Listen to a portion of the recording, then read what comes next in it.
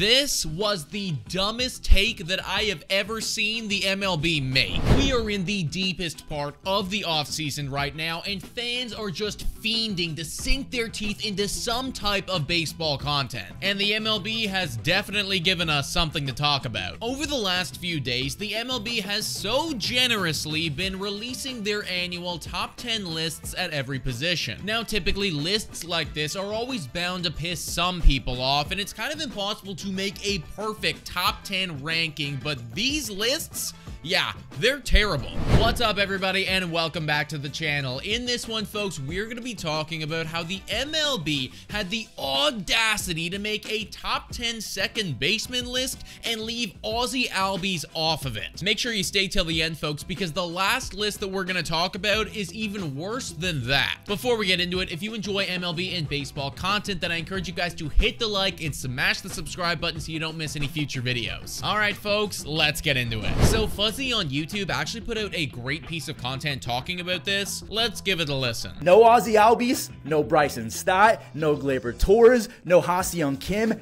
That is straight blasphemy. I mean, at this point, you have fans across the game accusing MLB Network of caring more about clicks and engagement than actually ranking properly. And the more I see stuff like this, the more I kind of agree with them. And look, folks, I hate to be playing the whole clickbait card and all of that, but like, actually, what the hell is this list? Like, just look at this thing for a second. You got Mookie Betts at the top, sure, we love him. Altuve, great, that's fine. Marcus Semien, Arias, okay, that's cool, but let's scroll down to the bottom of this list. Zach Geloff, for instance. What the hell is Zach Geloff doing on the top 10 second baseman list? Look, I don't want to pick on Zach or anything like that, and in fact, this really has nothing to do with him at all, but to put Zach Geloff on a list of the top 10 second basemen ahead of Ozzie Albies is actually criminal. Zach Geloff, if you don't know, is a 24-year-old who made his debut last year. He played in 69 games,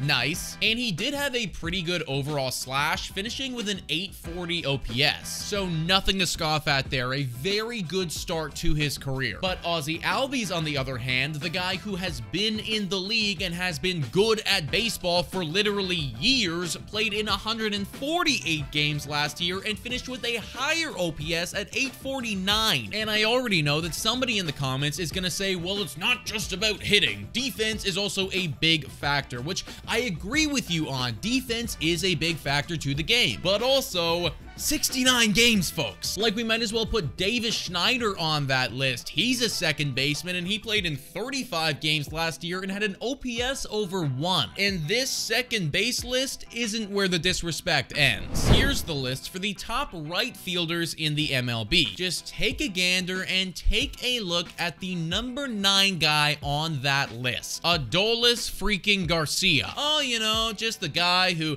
played on the World Series champions team, who put up 107 RBIs last year. Just that guy, you know. I guess he's okay. Maybe let's put him at 9. Excuse me? Now, I know what you're all thinking. Maybe defense is playing a big part in these rankings, right? Maybe MLB is looking at the defensive metrics and that is what they're basing their rankings off of.